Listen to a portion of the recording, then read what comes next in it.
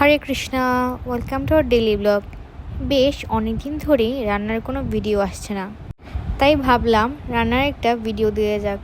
বেশ অনেক দিন ধরেই প্রভু ছোট সিঙ্গারের কথা বলছিল, কিন্তু সময় সুযোগ হয়ে উঠছিল না। বলরাম জয়ন্তীতে সকালের প্রসাদ না থাকায় সেদিন ফ্রি ছিলাম, আর ভাবলাম ভগবানকে স্পেশাল কিছু করে দেওয়া যাক। প্রথমে ময়দা নিয়ে তার মধ্যে কালো জিরে, লবণ এবং তেল দিয়ে ভালোভাবে মেখে নিতে হবে।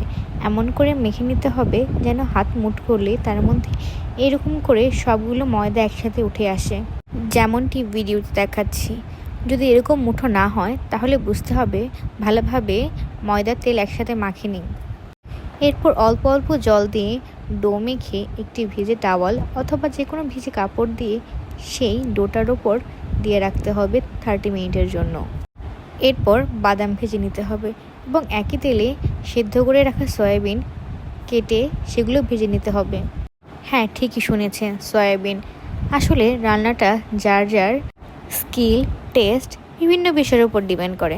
যেমন আমি সিঙ্গারাতে শুধু আলু আর বাদাম পছন্দ করি না। আর লাস্ট কবে আমি মন্দিরের বা বাইরের সিঙ্গারা খেয়েছি সেটা আমার মনে নেই। যখন ইচ্ছে করে তখন বাসাতে এইভাবে বানিয়ে ভগবানকে নিবেদন করি। একবার ট্রাই করে দেখবেন। আর বানানো এত সহজ। আচ্ছা, বলতে বলতে অনেক কথা বলে ফেলেছি।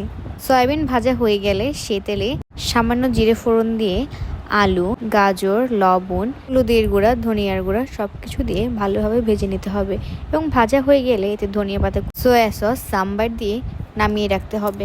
এবার সেই ডো থেকে ছোট ছোট করে লেচি কেটে লম্বা করে বেলে নিতে হবে এবং একটি ছুরি দিয়ে মাঝ বরাবর কেটে নিতে হবে।